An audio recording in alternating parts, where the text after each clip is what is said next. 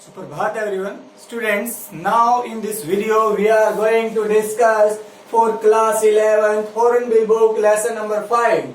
The Ailing Planet, the Green Movement's Role, written by Naini Palkhiwala, who was born in 1920 Bombay, today known as Mumbai. Students, this lesson is very important from the point of view because in 12th standard there will be a lesson on the basis of reading of this lesson, and this lesson should be your favorite lesson so that you can help to save the Mother Earth, because this lesson is totally about our future, about our lives. If we want to sustain our lives on this earth, then it is mandatory, it is compulsory for everyone to save the Mother Earth and to follow these rules. Otherwise, the day is not far away when man will be extinct from this world like the dinosaur who are extinguished on this from this earth, जिनको यहाँ से extinct हो गए हैं. इसी प्रकार मानव के लिए भी वो दिन दूर नहीं होगा जब हम एक्सटिंक्ट हो जाएंगे.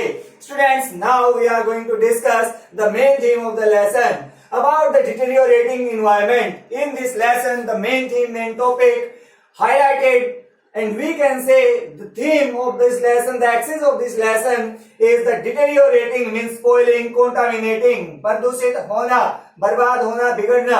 इन्वायरमेंट, हमारा जो इन्वायरमेंट है वो बिगड़ता जा रहा है दिन प्रतिदिन, और उसी को लेके बात की गई है. अगर हमारा इन्वायरमेंट कंटिन्यू बिगड़ता रहा तो हमारा क्या हाल होगा.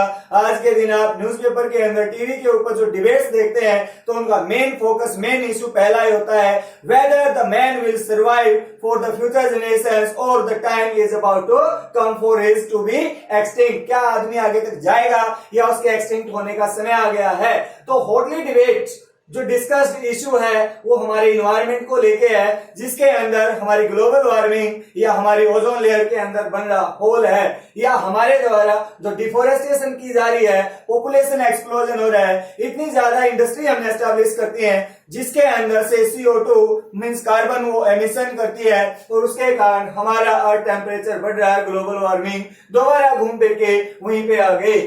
नेक्स्ट है role of different agencies to help to save the earth. अब बहुत सारी एजेंसी ऐसी हैं जो डिफरेंट काइंड के आंदोलन चलाती हैं, मूवमेंट चलाती हैं, एजिटेशन चलाती हैं, और वो उसके द्वारा they try to make the people aware that they should save the mother earth, कि हमें अर्थ को बचाना चाहिए. इन दो चीजों के ऊपर कि हमारा मौसम दिन प्रतिदिन बर्बाद होता जा रहा है, बिगड़ता जा रहा है, और ये हमारे लिए डिफिकल्ट होगा इसके अंदर सर्वाइव करना. स्टूडेंट्स, आप अपने दादा दादी से पूछ के देखना, क्या उनके टाइम पे लंग्स की प्रॉब्लम होती थी, अस्थमा की प्रॉब्लम होती थी, ट्यूबरकुलोसिस होती थी, वो बहुत कम थी. लेकिन आज के टाइम पे ये चीजें बढ़ती जा रही हैं. उसका रीजन यही है कि हमने अपने इन्वायरमेंट को डिटेरियोरेट कर दिया, बर्बाद कर दिया, कंटामिनेट किया, पोल्यूट किया है, जिस वजह से हम डिफोरेस्टेशन करते जा रहे हैं और हमारे को ऑक्सीजन मिल नहीं पा रही है, जिस वजह से हमारा इन्वायरमेंट बिगड़ गया और इंसान का सिस्टम बिगड़ चुका है. साथ ही साथ हम दोनों एक दूसरे के क्या है, डायरेक्टली प्रोपोर्शनल है. इन्वायरमेंट अच्छा है तो इंसान की हेल्थ अच्छी रहेगी.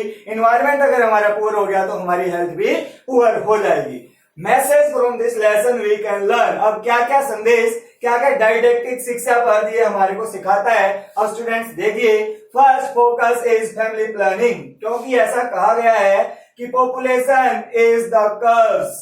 पॉपुलेशन जो एक्सप्लोजन है वो कर्स है, वही सब समस्याओं की जड़ है. इसलिए ये लेसन हमारे को बताएगा कि जिस रेशो से अगर पॉपुलेशन बढ़ रही है तो एक दिन अर्थ जवाब दे जाएगी और इसके पास हमारा भरण पोषण करने की औकात, गुंजाइश नहीं रहेगी. इसलिए हमने फैमिली प्लानिंग को अडॉप्ट करना चाहिए, स्वीकारना चाहिए, और जनसंख्या के ऊपर हमने एक चेक लगाना चाहिए. Population control rule. अब गवर्नमेंट्स की रेस्पॉन्सिबिलिटी बनती है जनसंख्या नियंत्रण कानून लाना, कि भाई हम इतने लोगों, जैसे चाइना ने इंप्लीमेंट कर रखा कि 1 कपल 1 चाइल्ड, एक पति पत्नी एक ही बच्चा पैदा करेंगे, चाहे वो लड़का है चाहे लड़की है. तो इसी प्रकार हमारे इंडिया के अंदर भी इसकी सख्त जरूरत है, क्योंकि नेचुरल जो रिसोर्सेज है वो हमारे लिमिटेड है और पॉपुलेशन ज्यादा होगी. अगर स्टूडेंट्स घर के अंदर एक ही आदमी कमाने वाला है, सिंगल अर्निंग हैंड है, और उसके यहाँ पे 2 ही बच्चे हैं, तो शायद उनका अच्छा लालन पालन कर सकता है. लेकिन वही कमाने वाला उतनी इनकम है और घर के अंदर बच्चे हैं 12, तो उनका क्या हाल होगा आप सोच सकते हैं. आपके आस पड़ोस में कोई हो तो उसको देख के आप एनालाइज भी कर सकते हैं. तो यही हाल तो हमारी मदर अर्थ का है. अगर जनसंख्या मात्रा कम है तो वो हमारे को भरपूर पर्यावरण देगी, भरपूर भोजन देगी,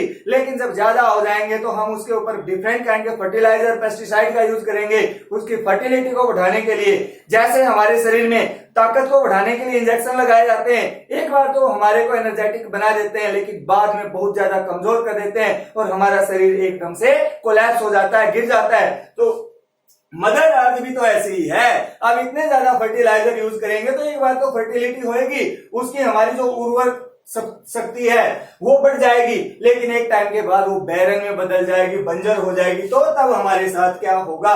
इसलिए हमने क्या करना चाहिए? पॉपुलेशन कंट्रोल रूल लेके आना चाहिए। डोमिनेशन टू पार्टनर से अब इंसान के अंदर थोड़ी सी सद्बुद्धि आ गई है, समय रहते वो जाग गया है। अगर ऐसा रहा, ऐसा होता रहा तो शायद वो अपने एग्जिस्टेंस को बचाने में कामयाब रहेगा।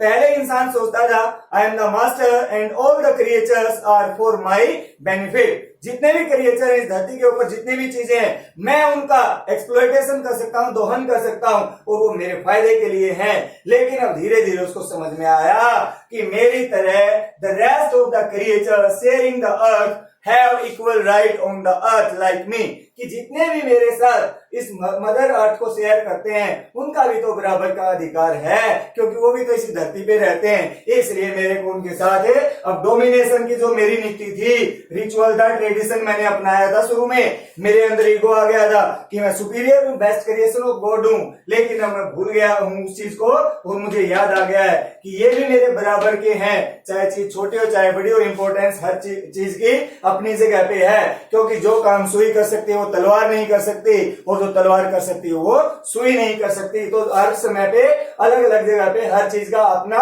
योगदान है, तो इंसान को ये चीज एक्सेप्ट करनी होगी। Fight between father grid and mother earth, हमारी जो मदर अर्थ है उसके बीच में और फादर ग्रिड के बीच में एक लड़ाई है। मतलब लालच इंसान को अंधा बना रहा है, वो हमारा फादर बन बैठा है। लालच में हम अनेकों गलत स्टेप उठा लेते हैं। डिफोरेस्टेशन भी उसके अंदर है, माइनिंग भी उसके अंदर है, हम पहाड़ों को तोड़ के वहां पे रास्ते बना रहे हैं, नेचर को हम क्या करें, डिस्टर्ब कर रहे हैं। तो वो लालच हमारा वहां तक पहुंचने का, वो और मदर अर्थ मतलब हमारी धरती माँ जो नेचर है उसके बीच में वो कहती है कि मेरे को शांत रहने दीजिए, नहीं तो अगर मैं अपने पे आऊंगी। जैसे अब हमने एक लिमिट को क्रॉस किया तो मदर अर्थ रिटेलिएट करती है। रिटेलिएट होता है स्टूडेंट्स प्रतिकार, बदला लेना, तो बदला ही तो लिया जा रहा है। मदर अर्थ ने एक ऐसा वायरस आ गया है कोरोना नाम का, जिसके कारण सब अपने घरों में बंद हैं और अब मदर अर्थ अपने आप को फ्लोरिश कर रही है, वो रिकवरी कर रही है। तो ये हमारे को मैसेज यहाँ पे मिले हैं कि हमने लालच को त्यागना होगा और मदर को ही बचाना होगा। अब इस लेसन को हम कैसे, सॉरी भाई ये हो रह गया, क्लाइमेट चेंज। धीरे धीरे जो क्लाइमेटिक चेंज आ रहे हैं वो भी हमारे लिए खतरनाक बन रहे हैं। वो एक सिग्नल है इंसान के लिए, वो उसको चेता रहे हैं, बार बार वार्निंग दे रहे हैं कि अभी भी सुधर जाए, टाइम है, नहीं तो एक लिमिट आने के बाद हमारे पास कोई टाइम है नहीं बचेगा। ओजोन डिप्लीशन, अब ओजोन लेयर के अंदर एक होल हो गया है, वो डिप्लीट हो गई है, जिस वजह से यूवी रेज, अल्ट्रावायलेट रेज हमारी अर्थ तक सीधी पहुंच रही हैं। और आज के दिन आप देख सकते हैं कैंसर के कितने केसेस हमारे को मिलते हैं। ग्लोबल वार्मिंग, स्टूडेंट्स कई को तो यही नहीं पता होता बेचारों को कि ग्लोबल वार्मिंग होता क्या है। The average rise in the whole world या earth temperature is known as global warming. जो हमारी मदर अर्थ है उसके टेम्परेचर के अंदर जो एवरेज राइज होता है उसका कारण क्या है? हम जो जितने कार्बन एमिशन करते हैं वो गैसेज गर्म कर देती हैं और हम पेड़ों को काट देते हैं, जो कार्बन को क्या करते हैं, सोख लेते हैं और ऑक्सीजन को रिलीज करते हैं, जिस वजह से कार्बन बढ़ जाता है और उसके बढ़ने से ओजोन लेयर के अंदर दिक्कत होती है और हमारी जो ग्लेशियर्स है वो मेल्ट होते हैं। तो इसलिए ये भी एक इश्यू है जिसको डिस्कस किया हमारे को, इसने एक हिंट दिया है कि ये चीजें आएंगी और इंसान के जो क्या करेंगे, डिस्ट्रक्शन का कारण बन सकती हैं। अब इस पूरे लेसन को हम डिस्कस करेंगे कैसे, अलग अलग पार्ट में कंप्लीट लेसन को हम कंप्लीट करने का प्रयास करेंगे। ग्रीन पार्टी इन 1972। अब लेसन के अंदर नैनी पलखीवाला कहता है कि 1972 के अंदर जो ग्रीन मूवमेंट रोल एस्टैब्लिश किया गया, उससे पहले इतिहास के अंदर और कोई भी ऐसा आंदोलन नहीं था जिसने पूरी दुनिया का ध्यान अपनी तरफ आकर्षित किया हो। क्योंकि पहले हर एक इंसान का अपना अपना इंडिविजुअल लालच था, इंडिविजुअल इंटरेस्ट होते थे। किसी के अंदर, जैसे जब भारत अंग्रेजों का गुलाम था तो उस टाइम पे अंग्रेजों का लालच था कि हमारे को एक कॉलोनी मिलेगी, एक मार्केट मिलेगी जहां पे हमारे को सस्ती लेबर और सस्ता हमारे को कच्चा माल मिलेगा, उसको प्रिपेयर करके हम वापस उसी मार्केट के अंदर बेच देंगे। तो दूसरे देश बीच में कुछ नहीं बोलते थे। लेकिन यहाँ पे अगर मान लीजिए आपके पड़ोसी देश में या अमेरिका के अंदर, जो हमारे से इतना दूर है, हम मानते हैं 7 समुद्र पार है, इंग्लैंड के अंदर अगर कोई बहुत बड़ी ट्रेजेडी होती है, नेचुरल कैलेमिटी आती है, चाहे वो अकाल के रूप में, चाहे वो भूकंप के रूप में है, या वहां पे डिफोरेस्टेशन होता है, जैसे पिछले दिनों आपने सुना था कि ऑस्ट्रेलिया के अंदर और अमेरिका के अंदर बहुत सारे जंगलों के अंदर आग लगा दी गई है, तो वो चीजें क्या उनका इफेक्ट हमारे तक नहीं आएगा? हर चीज का प्रभाव आएगा, क्योंकि वहां पे भी ह्यूमन एग्जिस्टेंस है, यहाँ पे भी है। और जब नेचर के अंदर ग्लोबल वार्मिंग बढ़ेगी तो उस ग्लोबल वार्मिंग का अर्थ भारत के ग्लेशियर्स पे भी आएगा और वहां के इंसानों पे भी आएगा। तो उस टाइम पे जब लोगों को ये लगा कि ये तो हमारा म्यूचुअल इंटरेस्ट है, सबके लिए बराबर है, चाहे कोई पोल्यूशन करे और कोई पौधा लगाएगा तो वो पौधा सबको ऑक्सीजन देगा, और जो पोल्यूशन होगा जो उसके सराउंडिंग के होंगे वो उन सबको दुखी भी करेगा। तो इसलिए इसके अंदर सब लोगों को इसने अपनी तरफ अट्रैक्ट किया, आकर्षित किया, और सब लोग एक यूनिट बन गए। तो यहाँ पे चेंज इन आइडियोलॉजी या गोस्पेल जो हमारा सिद्धांत है उसके अंदर परिवर्तन आया।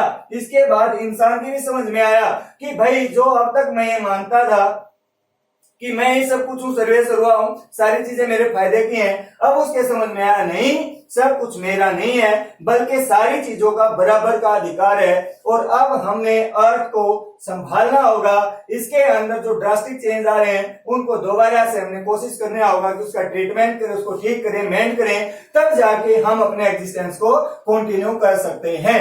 और इंसान ने क्या माना है कि the planet is a living organism, जो हमारी मदर अर्थ है उसको अब एक लिविंग ऑर्गेनिज्म की तरह माना गया है कि जैसे एक इंसान होता है, हम सब हैं, हम बीमार हो जाते हैं तो हमें डॉक्टर के पास जाना पड़ता है, वो हमारे को कोई टेबलेट देता है या इंजेक्शन देता है, तब जाके कुछ टाइम बाद हमारा शरीर रिकवरी कर पाता है उन एंटीबॉडीज के कारण जो हमारे अंदर इंजेक्ट की गई है, टेबलेट के द्वारा हमने एंगल्फ की है। तो इसी प्रकार मदर अर्थ का हमने जब डिफोरेस्टेशन कर दिया है या हमारी मदर अर्थ के अंदर ओजोन डिप्लीशन हो गया है, ग्लोबल वार्मिंग हो गया है, ये इसके लिए बीमारियां हैं और इन बीमारियों का इलाज सिर्फ और सिर्फ एक ही है, एफोरेस्टेशन, मीन्स ज्यादा से ज्यादा पेड़ लगाए जाएं। अगर हम एफोरेस्टेशन रेट को बढ़ा देंगे और डिफोरेस्टेशन हमारा कम हो जाएगा तो मदर अर्थ जिन चीजों से सफर कर रही है, जो एलिमेंट आई है, बीमारियां आई हैं, जैसा कि लेसन का टाइटल ही हमारे को बता रहा है, द एलिंग प्लेनेट, जो हमारी मदर अर्थ है, एलिंग होता है बीमार हो जाना, इल हो जाना, और उसको बचाने के लिए जो मेडिसिन, जो ट्रीटमेंट दिया गया है, ग्रीन मूवमेंट मतलब हरियाली का आंदोलन, हरित क्रांति जो आएगी उसका क्या रोल है इसको बचाने के अंदर।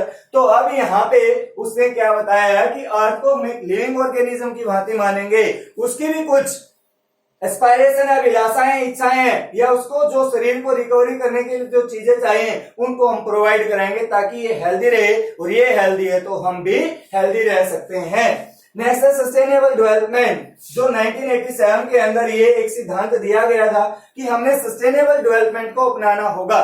सस्टेनेबल डेवलपमेंट क्या होती है स्टूडेंट्स? सस्टेनेबल डेवलपमेंट वो होती है जिसके अंदर हम ऐसे प्रोग्रेस करें कि जिसके कारण जो हमारे नेचुरल रिसोर्सेज हैं उनके ऊपर कोई खास प्रभाव भी ना पड़े और हम अपनी ग्रोथ भी करते जाएं। अब इसका एक एग्जांपल है, सपोज कीजिए हमें पेट्रोल, डीजल या कोल की हेल्प लेनी होती है एनर्जी क्रिएट करने के लिए, लेकिन आज के दिन हमने इसका एक अल्टरनेट ढूंढ लिया है, सोलर एनर्जी। क्या ढूंढा स्टूडेंट्स? Solar energy. अगर हम इन चीजों को चलाने के लिए जो हमारी बिजली से चलती हैं, तेल से चलती हैं, अगर सोलर एनर्जी का यूज करें, देखिए भाई ये तो हमारे हाथ में नहीं है कि हम सूर्य को ढक लें, सूर्य को निकलने ना दें, लेकिन जब सूर्य निकल जाता है उसकी जो रेज है, हीट है, वो धरती के ऊपर गिरेगी, बर्बाद जाएगी। अगर हम सोलर पैनल लगा के उस हीट को यूज कर लें और वहां से हमारे को बिजली मिले या हमारे व्हीकल्स चलें, ई व्हीकल्स जो आ जाएंगे, तो उसके कारण हम क्या कर पाएंगे? पेट्रोल, डीजल और कोल तीनों को बचा पाएंगे, जिनके कारण कार्बन एमिशन होता है उसके ऊपर भी ब्रेक लगेगा, हमारी ग्रोथ भी होगी, और आगे आने वाली जो जनरेशन है अगर 1% उनको इन चीजों की जरूरत पड़ेगी तो वो उनको यों की यों मिल जाएंगी। तो सस्टेनेबल डेवलपमेंट के ऊपर बहुत ज्यादा जोर दिया गया है। The dangerous animal human. अब इस अर्थ के ऊपर जितने भी क्रिएचर हैं उनके अंदर सबसे ज्यादा खतरनाक अगर कोई प्राणी है तो वो इंसान ही है।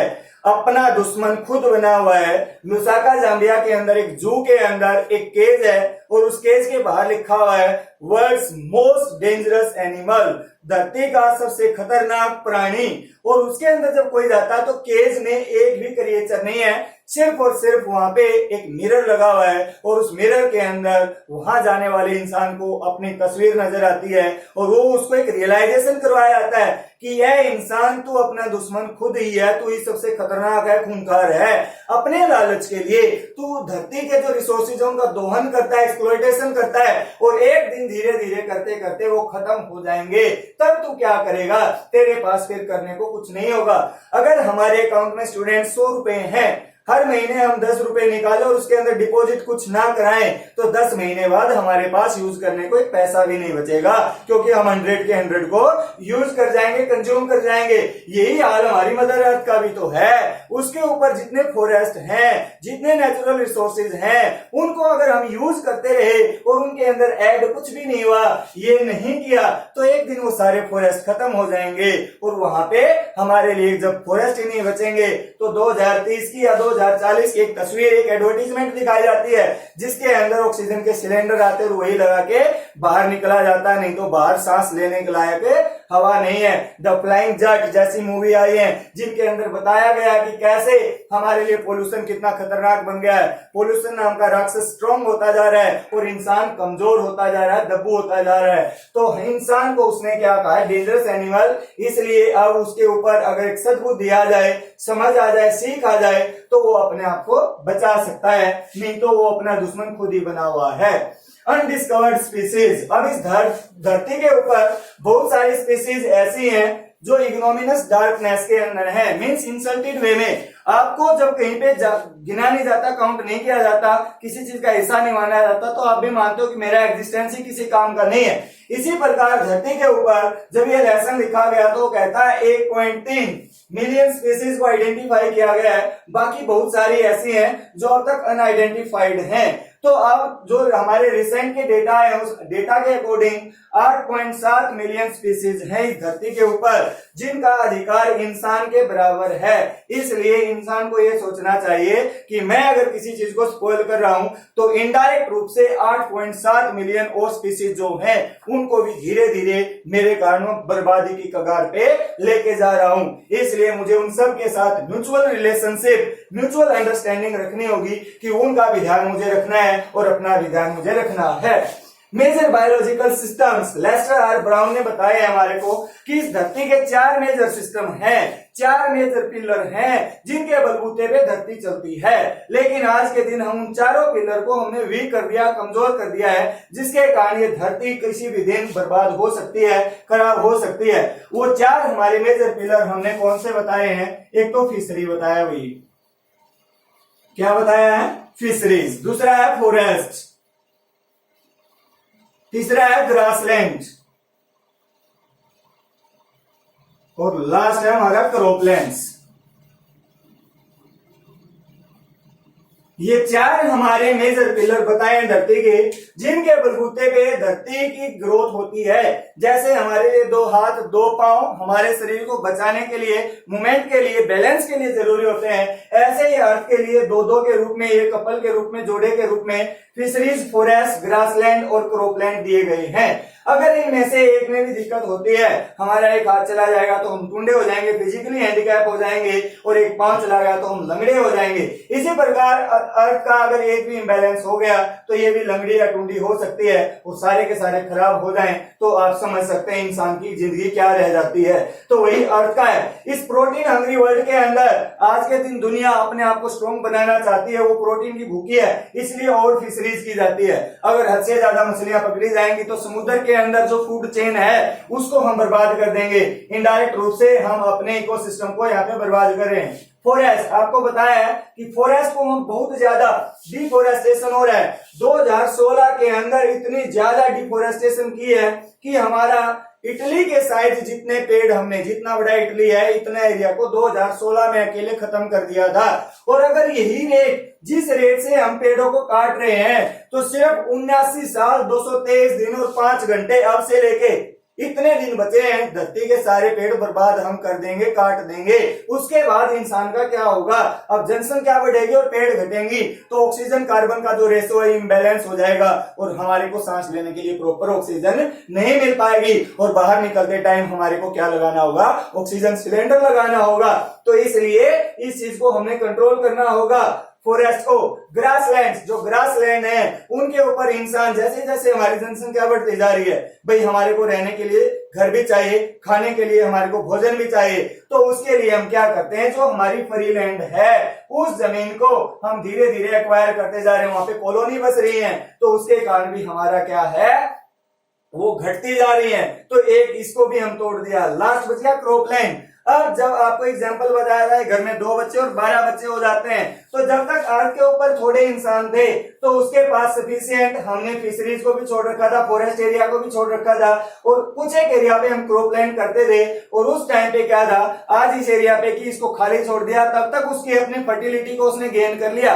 हम मेहनत करते हैं स्टूडेंट्स, तो मेहनत करने के बाद 15-20 मिनट का रेस्ट करने के बाद हमारा शरीर वापस एनर्जेटिक हो जाता है। तो इसी प्रकार जब अर्थ के अंदर हमने कहीं पे भी कोई क्रॉप ली है, जमीन ली है और उसके बाद उसको खाली छोड़ते हैं तो अपनी फर्टिलिटी पावर को दोबारा बढ़ा लेती है। तो ऐसे होता था, लेकिन आजकल आप देखते हैं एक साल में हम लगातार 3 से 4 फसलें ले लेते हैं, तो अर्थ को कहीं रेस्ट तो मिला ही नहीं, कंटिन्यू उसकी एनर्जी हम खींच रहे हैं, सोख रहे हैं, तो एक दिन जवाब दे जाएगी। और इसके कारण धरती के ऊपर जितने इंसान होंगे उनके सामने भूखमरी की सबसे बड़ी समस्या आ जाएगी, क्योंकि आज के दिन भी इस धरती के ऊपर लगभग 19 करोड़ लोग डेली भूखे पेट सोते हैं। तो आप अनुमान लगा सकते हैं आज ये हालात है तो आगे आने वाले टाइम में क्या होगा। ये चारों के चारों हमारे मेजर पिलर हैं जिनको हमें संभाल के रखना होगा। डिफोरेस्टेशन रेट, जो डिफोरेस्टेशन रेट है वो बढ़ता जा रहा है। अभी आपको बताया था मैंने, अकेले 2016 में हमने इटली के जितने एरिया को खाली कर दिया था, तो वो हमारे लिए खतरनाक है। ऐसा कहा गया है जो हमारे फॉरेस्ट हैं, they are the power house for our growth, हमारी ग्रोथ के लिए पावर हाउस का काम करते हैं। जिससे माइटोकॉन्ड्रिया को power house of the cell कहा गया, वहां से एनर्जी मिलती है। इसी प्रकार इन फॉरेस्ट से हमारे को एनर्जी मिलती है, क्योंकि फॉरेस्ट हमारे लाइफ गिविंग है। वो ऐसी चीज है जो हमारे को देते ही देते हैं, कभी कुछ लेते नहीं है। तो उन फॉरेस्ट के कारण हमारे को बारिश मिलती है, हमारे को फल मिलते हैं, हमारे को मेडिसिन मिलती है, हमारे को भोजन मिलता है, हमारे को लकड़ी मिलती है और सबसे बड़ी बात हमें ऑक्सीजन मिलती है जो हमारे जिंदा रहने का कारण है। तो हम अपने आप अगर इनको घटाएंगे तो सारी चीजें इनडायरेक्ट रूप से कम होती जाएंगी, लेकिन हमारी एस्पायरेशन, इच्छाएं, जैसा कहा था फादर ग्रिड, वो बढ़ते जा रहे हैं। इसलिए हमें इस चीज को भी बैलेंस करना होगा।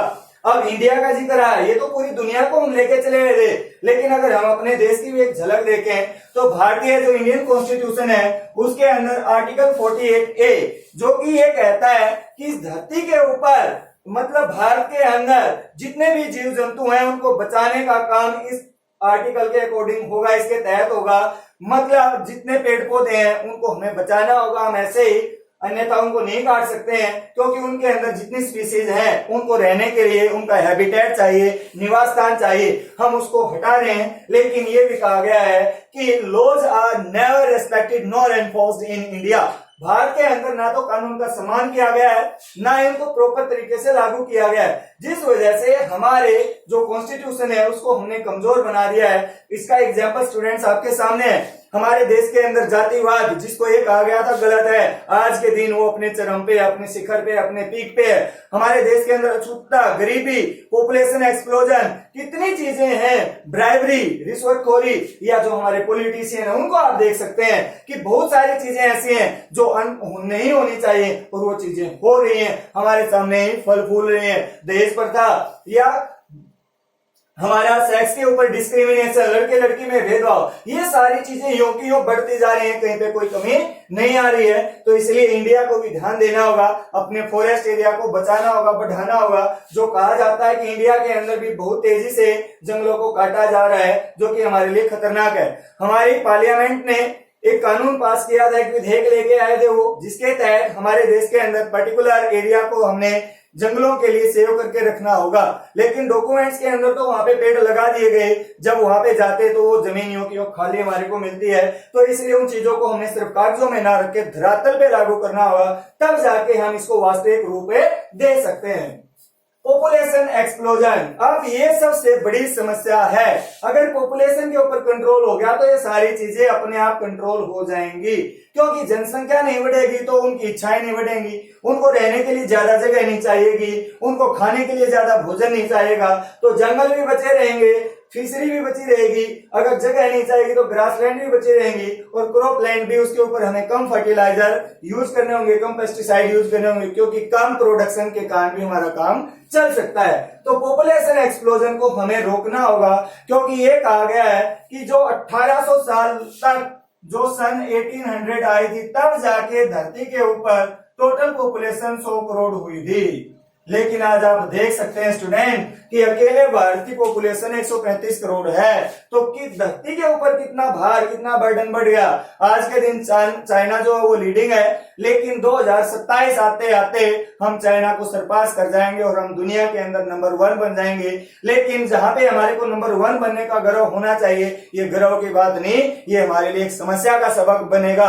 अभी आप न्यूज़पेपर के अंदर तस्वीर देखते हैं, कंपैरिजन किया जाता है स्टूडेंट्स 1947 का और 2020 का, कि 1947 में जब डिवीजन हुआ था भारत का, धर्म के आधार पर एक पाकिस्तान बना था, एक हिंदुस्तान बना था, और जब लोगों का माइग्रेशन हुआ था तो वो व्हीकल्स के अंदर यूं ही लटक के गए थे।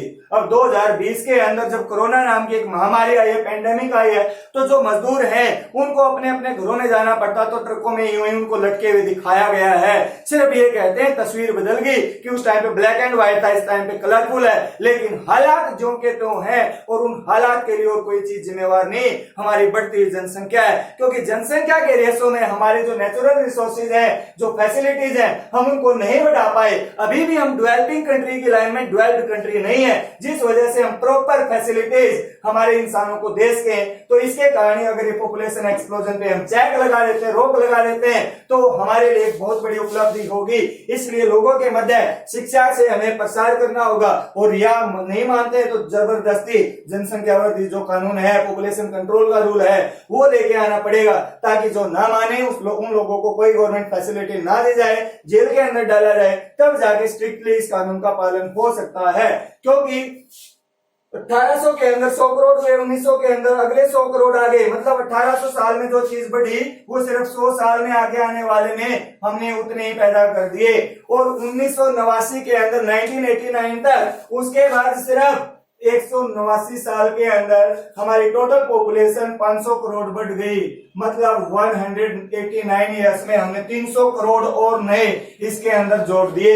ये हालात होते होते 2100 तक, 2100 जब सन आएगी तो 1090 करोड़ जनसंख्या इस धरती के ऊपर रह रही होगी। तो धरती के लिए इन लोगों का पालन पोषण करना कितना मुश्किल हो जाएगा। 2050 में 970 करोड़, 2050 जो अभी आप देख पाएंगे आराम से, क्योंकि आपकी उम्र अभी 12, 14, 15 साल है, और जब आप 30 साल बाद और होंगे तो 950 करोड़, 970 करोड़ जनसंख्या ऐसा एस्टिमेट है हमारी हो जाएगी। तो ऐसे धीरे धीरे हम इसको सरपास करते जा रहे हैं, जो हमारे लिए खतरनाक कारण बन सकता है। अभी 2030 में 10 साल बाद हम 850 करोड़ के ऊपर इतनी जनसंख्या इस धरती की हो जाएगी, जो हमारे लिए बहुत ही भयंकर कारण होगा। इसलिए इन चीजों को हमने कंट्रोल करना होगा, पॉपुलेशन एक्सप्लोजन को। फर्टिलिटी फॉल्स, इनकम राइजेस, ये पॉइंट बड़े काम का स्टूडेंट्स, इसको 2 मीनिंग से हम देख सकते हैं। फर्टिलिटी फॉल्स मतलब प्रोडक्टिविटी घट जाती है, गिर जाती है जब इनकम बढ़ती है, मतलब इंसान के पास फैसिलिटी आती हैं, सुख सुविधाएं आती हैं, उसका दिमाग सोचने का सही काम करता है। तो उस टाइम पे जब उसकी इनकम बढ़ गई, उन सुख सुविधाओं के कारण वो क्या करता है, सोचता है कि मैं अपने बच्चों को सही परवरिश दूं, इसलिए वो अपने जो प्रोडक्टिविटी है, चाइल्ड पैदा करने की जो बर्थ रेट है, उसको वो कंट्रोल करता है। ये तो ये है कि फर्टिलिटी फॉल्स। दूसरा क्या है, इनकम राइजेस, इनकम कब बढ़ेगी, जब ज्यादा प्रोडक्शन होगा। अगर हमने धरती के ऊपर बहुत ज्यादा पेस्टिसाइड या फर्टिलाइजर का यूज किया, उसके कारण अब हमारी धरती एक एकड़ के अंदर 50, 55, 70 मन तक अब अनाज को यील्ड कर रही है, क्रॉप यील्ड कर रही है, लेकिन एक दिन ऐसा आएगा कि वो जवाब दे देगी, तो उस टाइम पे फर्टिलिटी फॉल। ये दो कारण से हम इसको देख सकते हैं। Vital role that industry can play, और इंडस्ट्री जो हमारे लिए सुख सुविधाओं का प्रोडक्शन करती है, वो एक वाइटल रोल मतलब बहुत ज्यादा इंपॉर्टेंट महत्वपूर्ण रोल वो प्ले कर सकती है। क्या कर सकती है कि इंडस्ट्री ऐसी चीजों का यूज करे, एक तो जो चीज को प्रोड्यूस कर रहे हैं, प्रोडक्ट कर बना रही है अपना, उसको वो इतना मजबूत बनाए कि उसकी ड्यूरेबिलिटी ज्यादा हो। दूसरी बात, वो ऐसी चीजों का यूज करे उसके अंदर एनर्जी के लिए जिसके कारण बहुत कम पोल्यूशन हो। अगर वो अपने आप को हमारी नेचर के, एनवायरनमेंट के सेवियर के रूप में, बचाने के रूप में, संरक्षक के रूप में आज आगे आ जाएंगे, तो वो बहुत ज्यादा vital means important role play कर सकते हैं। ईरा ऑफ रेस्पॉन्सिबिलिटी, अभी एक ऐसा युग आ गया जिसके अंदर हर एक इंसान को अपनी पर्टिकुलर जिम्मेवारी लेनी होगी। ये नहीं है कि मेरे अकेले से क्या होगा, एक एक करके इस धरती के ऊपर आज के दिन हम कितने हैं, बहुत ज्यादा हो गए, लगभग 750 करोड़ के करीब इस धरती के ऊपर अभी हम रह रहे हैं। तो एक एक करके ये है, अगर वो सब अपना अपना रोल प्ले करेंगे, अपनी जिम्मेवारी लेंगे, तो उसके कारण हम अपनी अर्थ को बचा सकते हैं।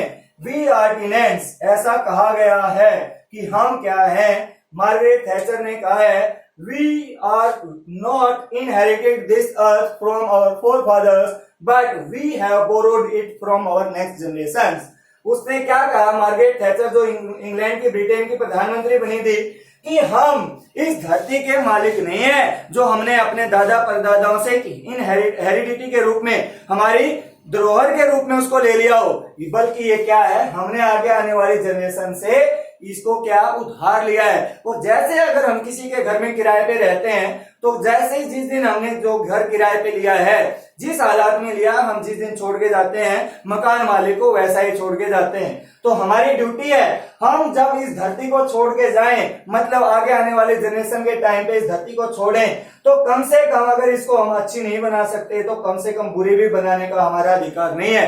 हमने ज्यों की तो उसको छोड़ना होगा, और वो तभी हो सकती है जब हम सस्टेनेबल डेवलपमेंट को स्वीकार करेंगे। स्टूडेंट्स, इस धरती के ऊपर जितने भी हमारी बताई थी कि डिफरेंट काइंड की स्पीसीज हैं जो हमारे साथ अर्थ को शेयर करती हैं, तो एक ऐसी बुक होती है रेड डेटा बुक, जिसके अंदर सारी की सारी जो एक्सटिंक्ट स्पीसीज है उनका रिकॉर्ड रखा जाता है। जो लेटेस्ट हमारी रिसर्च है वो तो ये कहती है कि हर एक घंटे में हम 3 स्पीसीज को विलुप्त करते जा रहे हैं, लेकिन जो रेड डेटा बुक है वो ये कहती है 1500 ईस्वी तक, 1500 तक सिर्फ 784 मतलब 784 स्पीसीज ऐसे हैं जो एक्सटिंक्ट हो गए, विलुप्त हो गई इस धरती के ऊपर से। अब इन लोगों के अंदर बहुत सारे लोग ऐसे हैं जिन्होंने अपना बहुत बड़ा नाम हासिल करवाया है। इसके अंदर जॉन मायर जो यूएसए है, यूनाइटेड स्टेट्स का था, सलीम अली जो कि इंडिया से है, उसको भारत का बर्डमैन भी कहा जाता है, क्योंकि उसने ऑर्निथोलॉजी के अंदर, पक्षी विज्ञान के अंदर पक्षियों की एक लिस्ट की कौन कौन से पक्षी हमारे देश के अंदर हैं। और अब एक ना इसके अंदर सुंदरलाल बहुगुणा जो हमारा उत्तर प्रदेश के अंदर, उत्तराखंड के अंदर चिपको मूवमेंट चला था भाई, इसके दौरान जो चिपको मूवमेंट था, इसके अकॉर्डिंग जब वहां पे हिमालय के पेड़ों को काटा गया था इंडस्ट्री के लिए, पॉपुलेशन एक्सप्लोजन के कारण, तो वो लोग पेड़ों के साथ चिपक गए थे, जिसके कारण इसको चिपको आंदोलन का नाम दिया गया। और इसके लिए सबसे ज्यादा वाइटल रोल जो प्ले किया था वो किसने, सुंदरलाल बहुगुणा ने प्ले किया था। So students, I hope this lesson will help you to learn a lot about our existence and to save our Mother Earth. This lesson is my favorite and it should be your favorite also. Only then we can help the Mother Earth in saving, and you people are the future policy maker. That's why it's your responsibility to make the rule, to implement them strictly so that we can save our Mother Earth. Thanks students. Please share and subscribe my channel.